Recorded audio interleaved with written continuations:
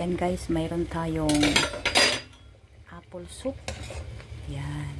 Mayroong apple, fungus at pork. At saka mayroon siyang almonds. Ayan, yung maliliit na parang liso. Almonds po yan. Ayan, ready na po yan guys. Naghihintay na lang po yan ng dinner time. Tsaka mayroon tayong steamed chicken. Ayan. Marinate lang po yan ng asin at nilagyan ng mga slice na luya sa ibabaw. Minarinate po natin ng 25 minutes. Ready na po yan guys.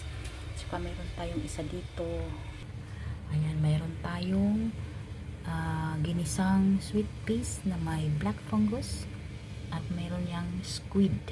Ready na po yan. Waiting for dinner time. At mayroon din tayong clams. Ayan. Niluto lang po natin yan ng tausi at spring onion.